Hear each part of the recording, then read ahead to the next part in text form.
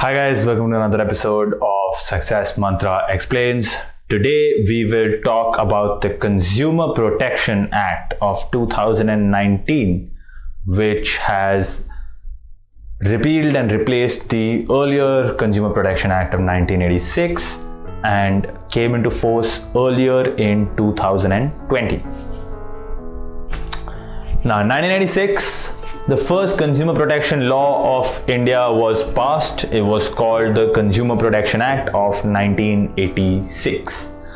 This act set up a three-tiered dispute redressal authority.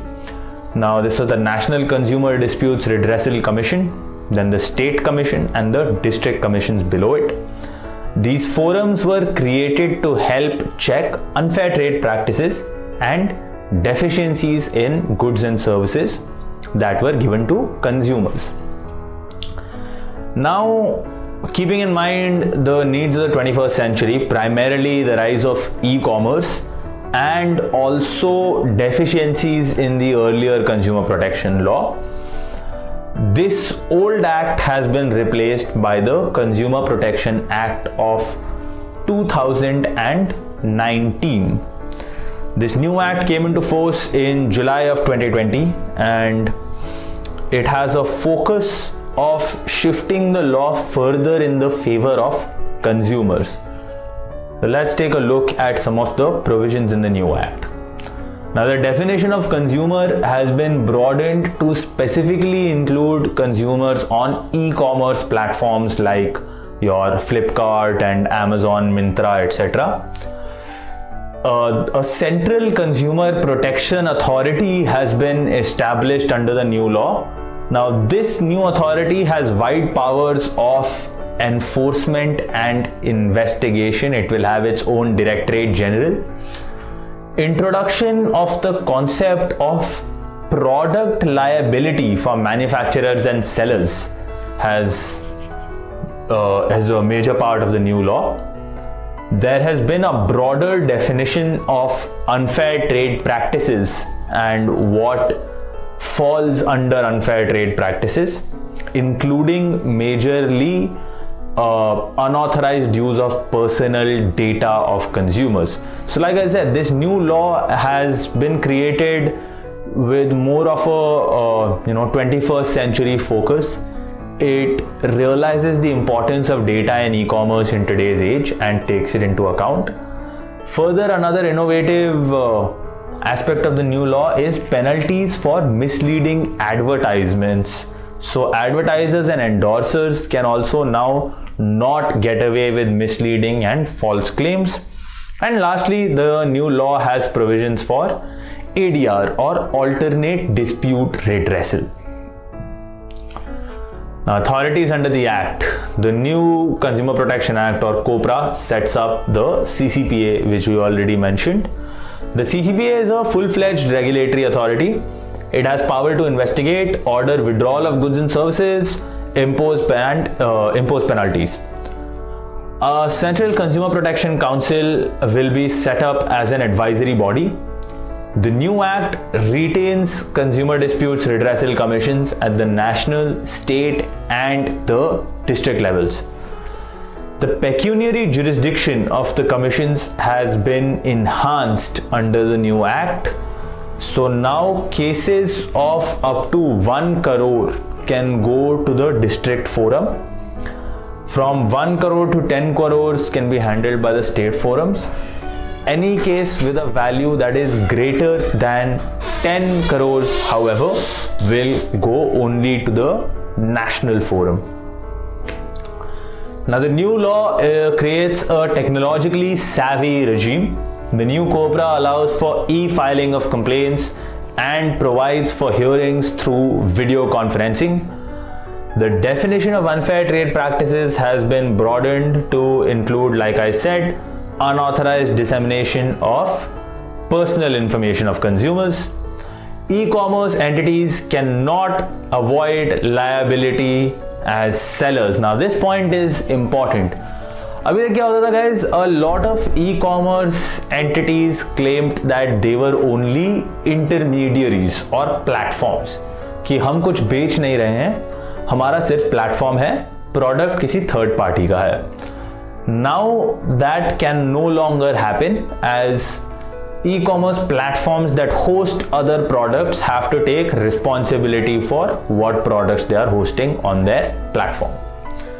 Now, e-commerce entities are also required to furnish information which will allow consumers to make an informed decision.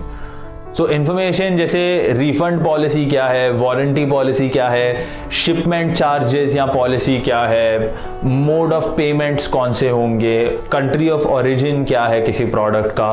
All of this information has to be provided by e-commerce entities that are hosting products on their platform. Product liability. Now, product liability is the concept that product manufacturers, sellers and service providers will be liable for any injury or damage caused by a defective product or service. So for those of you who are law aspirants and have been studying tort law, you would know of the concept of the tort of negligence, where service and product providers would be liable if any damage results from their negligence. However, this is codified law and no requirement of negligence has been made here. This is the concept of product liability, that where one product has been made for sale, and if a consumer has used that product in the way it was intended to be used and still suffered damage, then there will be liability on the product or service provider. इसका मतलब क्या हुआ? अगर मान लीजिए आप कोई phone खरीदते हैं और उस फ़ोन की बैटरी एक्सप्लोड कर गई और आपको कुछ डैमेज हुआ, then manufacturer will be liable to you, even if that damage was not the result of any negligence. Even if सब कुछ मैन्युफैक्चरर ने ठीक से बनाया था और आपका फोन का सिर्फ ऑथराइज्ड यूज कर रहे थे. ऑब्वियसली अगर आप कुछ अनऑथराइज्ड करेंगे, अगर आप फोन को किसी फायर हैजर्ड तरीके से यूज करेंगे तो लायबिलिटी नहीं होगा. But for any authorised use of the product, if any harm takes place, the seller or manufacturer will be liable now. Like I said, e-commerce platforms cannot escape product liability on the ground of being mere platforms. Right? The fact that आपका एक platform है जहां आप दूसरों के products बेच रहे हो will make you responsible. In addition to this, any entity selling adulterated or spurious goods will be liable to have their license suspended or cancelled. So अगर आप कोई भी प्रोडक्ट बेच रहे हैं जिसमें मिलावट हो या जिसमें कुछ डिफेक्ट हो, देन आपका लाइसेंस सस्पेंड या कैंसिल हो सकता है. Now, cause of action for product liability will lie in any of the following cases.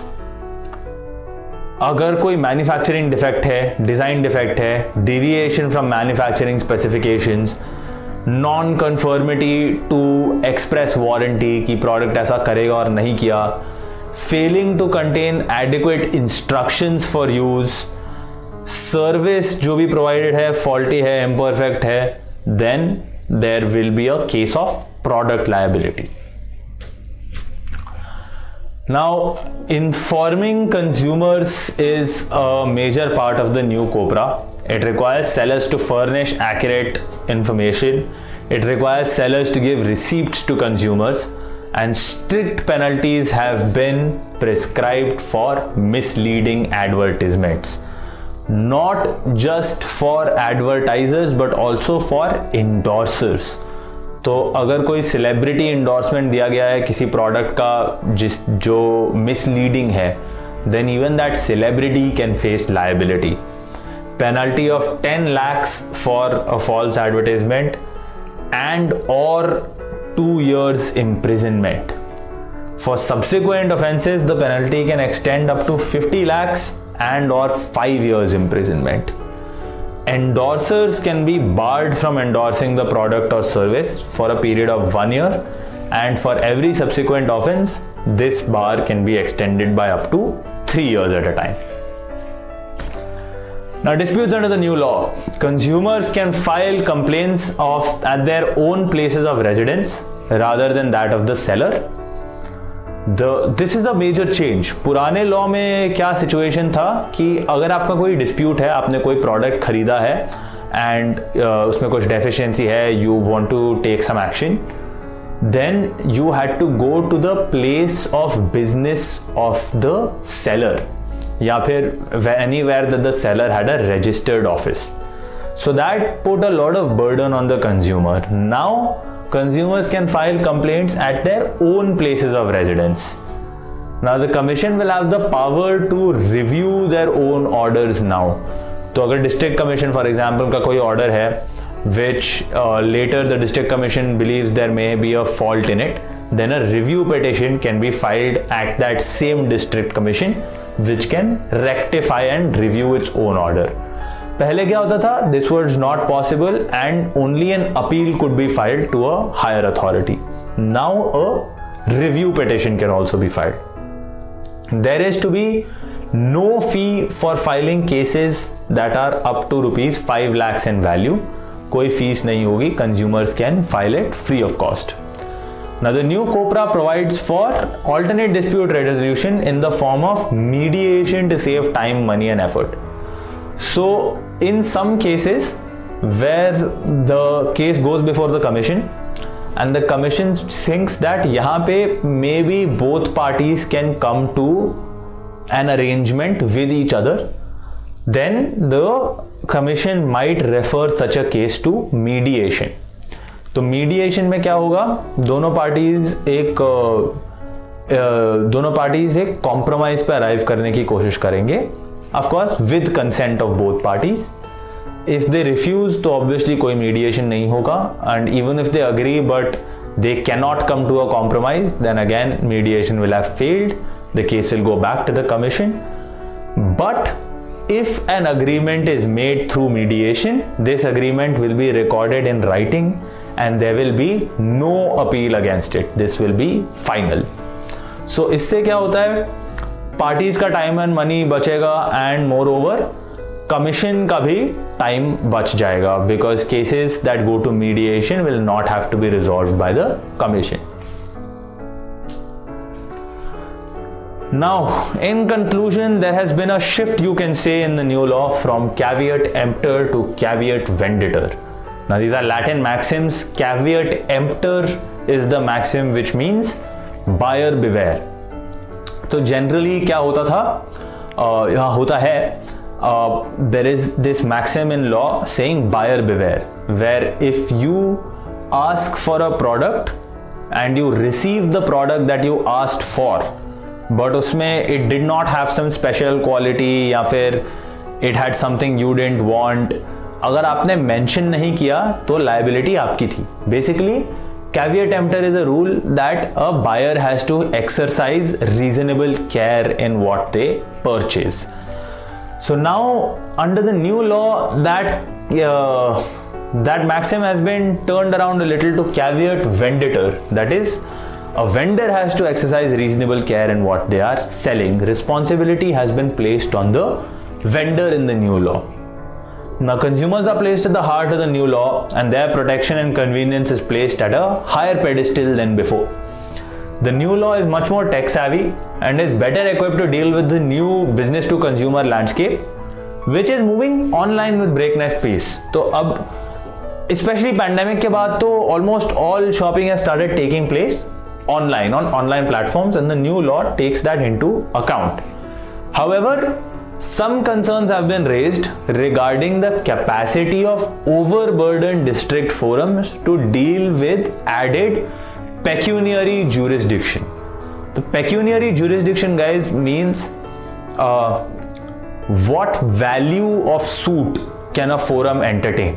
तो जैसे मैंने बोला था earlier, district courts can entertain cases of value of up to 1 crore.